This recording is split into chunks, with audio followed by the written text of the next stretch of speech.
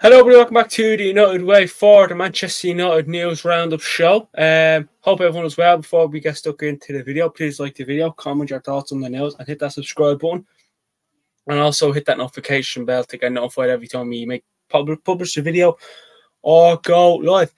Again, there was no live video earlier on, and I do apologise about that. But I was actually out unexpectedly. It was meant to be happening. But look, it's still daily content, so I get a bit of a news show out here, a bit of a news roundup, and I'll try and make it a bit longer if I can. Give me thoughts across to make up for missing the video. But normal service resumes for on Wednesday, but a bit different because we will have the preview for the Wolves game on Wednesday, the 31st of January. So yeah, look, listen, I want to jump into the video and I want to discuss Marcus Rashford. So Rashford Saga over. Manchester United came out last night with a statement, and I'll read it out, and it goes like this. Marcus has taken responsibility for his actions. This has been dealt with as an internal disciplinary matter, which is now closed. Marcus Rashford trained as normal today, which was obviously Monday, and will be available for selection against Wolves on Thursday. Look, another source on Marcus Rashford. Manchester United players were told he was too ill to train, and then it came out that he'd been in a nightclub. They couldn't believe that he would do that given the situation the club is in. Marcus Rashford's Manchester United teammates are angry with him following the nightclub issue. Some players are unhappy to find out the real reason why Marcus Rashford was too ill to train last Friday. That's just coming out from Chris Wheeler. Look, Marcus Rashford. How do I say this without getting Rashford fanboys on me back? I like Rashford. I do. One of my favourite Manchester United players. You know, in this team anyways. Hasn't been a season for him. Definitely nowhere near the level he was last season. I think anyone can agree with me on that sense, in that behalf. Look, we all seen that Rashford was out in the nightclub. We all seen, the photos, and then supposedly Marcus Rashford was actually ill. First of all, and look, listen, I'm sure I'm glad it is all done and dusted. I'm glad the saga is over. I'm glad, Rashford. I'm glad he actually says sorry, unlike others. If you know, you know. I'm glad he did take it like a man, and he owned up, and he basically didn't deny that he was probably out nightclubbing when he shouldn't have been. Now, obviously, the team had a week off. A few days off anyways since the game against Spurs, so they had a few days off. I think it was a week or two, a week at most. Did Ten Hag know Rashford was going out? Did Rashford inform Ten Hag? Again, Rashford can't, I don't think Ten Hag's the kind of manager like, inform me when you're going to do your weekly shopping. Inform me when you're going to pick up your kid from school. Inform me when you're going for a walk around the park. Obviously not, but I'm not, obviously, it was an internal matter. It was solved. Rashford obviously had a meeting. And then obviously you're seeing news that maybe his teammates aren't happy with what he done. And if that is true, and that's coming out from Chris Wheeler, he was a reasonably good source, reliable source, especially around Manchester United. That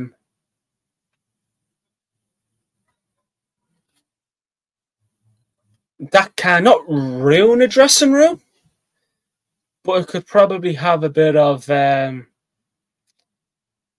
bit of sourness, if you want to call it. I'm not speaking out my blowhole by any stretch of the imagination. I'm just giving me opinion.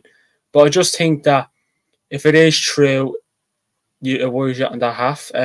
Supposedly he did get fined. Not sure whether it was a week's or 2 weeks' wages. I did see something like that earlier on, but maybe it was just wrong. So, again, I'm concerned about Rashford because there haven't been a lot of, he hasn't been he's not really a troublemaker. You don't think he'd be a player to go around waving his arms and thinking he's right, but I'm sure he's had a few moments in Manchester United where it's been similar to this. Obviously, I think before we played Wolves, I think it was New Year's Eve 2022. I think he slept late, got dropped. He was on the bench, came on, got us the winner. And then Rashford kicked on. Well, he was good, obviously, before that issue. But it does worry you that it's not the first time he's had a problem with Erik ten Hag. And Erik ten Hag has had problems with Cristiano Ronaldo, Jadon Sancho. Obviously, Varane wasn't really happy because he wasn't getting picked. It wasn't a major problem, obviously, with Varane, but still, there's been issues at the club since Ten Hag has came in. And don't get me wrong, I always said I want the manager to come in who takes no shit and doesn't let a player away, let them away with anything. And I'm sure he doesn't let players away with anything and everything. But you do expect a punishment. If you're going out to that, you expect a punishment. Listen, I'm sure Rashford took it like a man. I'm sure he apologised. I'm sure Ten Hag was like, right, fair enough. Just don't do it again. But it's just not the first time it's happened. That's all I'm going to say. It's just not the first time it's happened. But coming out from TalkSport, they have said Manchester United's coaching staff are concerned that Marcus Rashford's lifestyle is having a negative impact on his performances on the pitch. Sources close to him say he is in complete self-destruct mode and for his inner circle has too much influence. Now, look, Rashford for me, I love Rashford. I really do like Marcus Rashford. I hope it doesn't come today where, we have to get rid of him. If he was probably going to ever leave, probably go to PSG. But I just hope that I hope Rashford does click into form because it'd be nice. It'd be nice if he pulled up his sleeves and got stuck in and actually, didn't do this again. Because look, let's be honest. If this happened if a Bruno Fernandes done this, or an Anthony, or a Lisandro Martinez, or a Casemiro, or a Mason Mount, anyone, Diogo Dalot. I'm trying to think of players who have probably not Diogo, a bit more, wild. People are probably like, oh, get him this, get him that. And I'm sure they'd accept what they done was wrong. And I want to ask you in the comments, what was your thoughts on Marcus Rashford? Do you think he got away with it? Do you think he got away lucky? Do you think Marcus Rashford got away lucky there? Or do you think how it was solved, it was right? Please do let us know in the comment section below because I'll be really, really interested in seeing what you think of it. But look, let's move in and let's discuss Facundo Pellistri. So, coming in from Fabrizio Romano, Facundo Pellistri to Granada. Here we go. Green light from Manchester United has just arrived. Granada will sign Pellistri on a loan deal until June. Medical tests booked. The player will travel tomorrow morning to complete his medical and sign. Chris Wheeler said Granada will try and sign Facundo Pellistri in a permanent transfer this summer. Manchester United would be open to selling Pellistri to Granada at the end of his loan. Erik ten Hag feels Amari Forson may have a brighter future than Facundo Pellistri. First of all, Facundo Pellistri, I did watch this video, but if you are, I wish you the best luck on your loan to Granada. I hope it goes well for you. I actually hope he can build up a bit of confidence as well and a bit more experience when he's out on loan to Granada. Look, I think it's a bit crazy that Ten Hag thinks Amari Forson has a brighter future than Facundo Pellistri. It looks like Facundo Pellistri isn't in the plans of Ten Hag. It doesn't look like Ten Hag fancies him in his team. It doesn't look like Ten Hag rates him. And listen, Pellistri is not a bad player. If we do get rid of him, it's not because he's a bad player. When he plays, he puts his head down and gets stuck in and puts in a reasonably good performance. Not a spectacular performance, but what you expect. Hasn't really played a lot, let's be honest. So I'm not saying if he left on a permit would be a big deal, but I just hope he actually. Honestly, I do really, really hope he is into Ten Hag's plan, because you have that right hand side. You have Anthony, Ahmad, and Facundo Pellistri, and then Forson. Forson is a good player. Do not get me wrong in that regard, but look, listen. Let's just see how things plan out. It is a 6-month loan, as I said, and I hope it does go well, and I hope he smashes it. I really do hope he smashes it at Granada, and yeah, let us know in the comments below. Facundo Pellistri to Granada. Here we go. Let us know your thoughts on that in the comments below. Would you sell him on a payment in the summer, or would you keep him? Let us know. So let's move in. Big man Sir Jim, the big boss. Well, not the big boss. Ten Hag's the big boss, isn't he? So Manchester United hope to make up for a quiet January by making a splash in the summer transfer market. The club's primary focus in this early part of 2024 has been on getting a club structure in place to ensure they have a setup behind the scenes that is ready to help the club return to the highest level.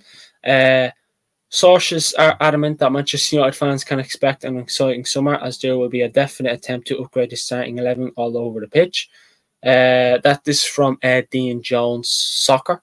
Now, look, I don't really know how reliable this Dean Jones guy is, and I'm kind of a bit disappointed Manchester United in the January transfer window. I thought it would have brought in a striker on loan due to what happened to Anthony Martial and him being out for 10 weeks, which is a long time, I'm a bit disappointed by that. Do not get me wrong, but I wouldn't mind. I mean, look, if you had to tell me now, who would you want us to bring in the summer? I'd be looking positions wise. I'd say left back. Right. Oh, I'm all right back. Oh, I'd like us to sign a centre back. I'd like us to bring in a DM. I'd like us to bring in a right winger. I'd like us to bring in a striker. That sounds a lot. And will we do that?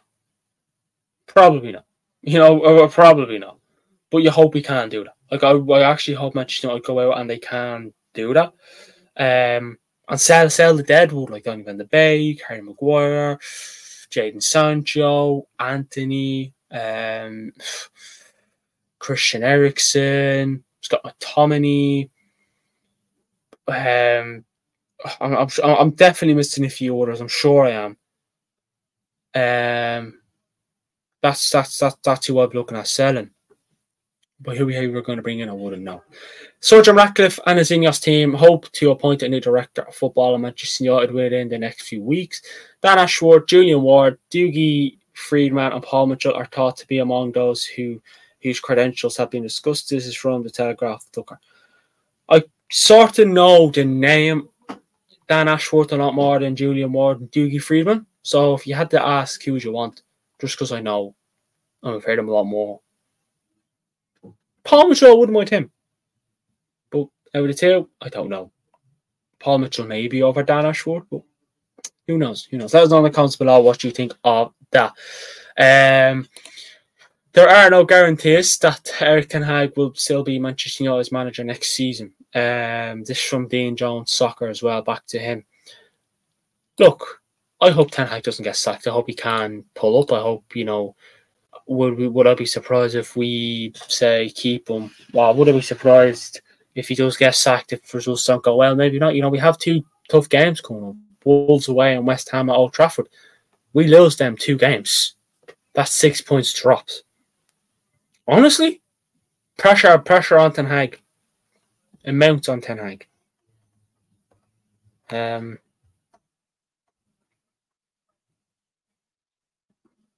And I hope we can pick up 6 points from our next. Well, 12 points from 2. 6-12. No, what am I smoking? Yeah, 6 points from 2. I'm doing the video. I do apologize. So I do hope he doesn't get sacked, and I hope he gets time in the summer. See how things plan out. See how the rest of the season goes as well. See how we finish in all competitions. Well, we already know we're at the Champions League and Carabao Cup, so FA Cup and Premier League. Let's see how we go there. That's what I want to know. Let's see what happens. And listen, Ratcliffe may say, give him another season. see how he does. And if nothing works out, we'll sack him. You know, see who else we can bring in. But just maybe don't have him involved in the transfers as much as you would. That's all I'll say. But yeah, again, also from Dean Jones. Again, you can take this news with a lot of salt or a pinch of salt. He has come out and said Sofiane Amrabat will return to Fiorentina when his Manchester United loan ends at the end of this season. First and foremost, I will not be surprised. I will not be surprised. And look, it just hasn't worked out for the man, and it's a shame. And look, I wish him the best luck for the future, but it's a shame that he does well for Fiorentina and Morocco, but Manchester United just not working out for him. It really, really isn't. And yeah, like I said, it is a shame because he looks like a midfielder that could have done bits for Manchester United. But look, it is what it is. And yeah. Now, Omar Barada. Omar Barada and the incoming director of football will ultimately be the ones to determine the fate of Erik ten Hag. His future remains shrouded in uncertainty. Ineos wanted Omar Barada in place first, so he could have some valuable input into the choice of director of football. Given their strong belief that the two men and the manager must share a vision and work as a current whole. Look, I do hope, again, I'm sure he will give Ten Hag a bit more time. They'll definitely give him until the summer. But again, things can change drastically in football, and we know that, and we've witnessed it before in the past. And look, it'd be interesting to see what Omar Barada can do. I think us getting him, I still think the likes of, I still think a few people are actually surprised that we did bring in Erik ten Hag. But look, Erik ten Hag, Omar Barada. But yeah, look, listen, I really do expect good things from him, and I hope we do. I know Pep Guardiola may be jealous that he wanted to come to us and he left them. But look, you know, sometimes the small clubs can't keep the big men, and we're a big club with big men. But now, look, listen, let us know your thoughts on Omar Barada in the comments below. Again, I do hope it all can work out, and I do hope he can show us a bit of his magic in the summer as well. It'd be absolutely brilliant. But look, that's been the Manchester United News Roundup show. Hope you all enjoyed the video. Please like the video if you haven't already. Comment your thoughts on the news and let me know if I haven't missed anything. And hit that subscription. Please hit that subscribe button and the notification bell. Follow all the socials, links in the description as well. Be much appreciated, and I'll speak to you all on the next one. Thanks for watching.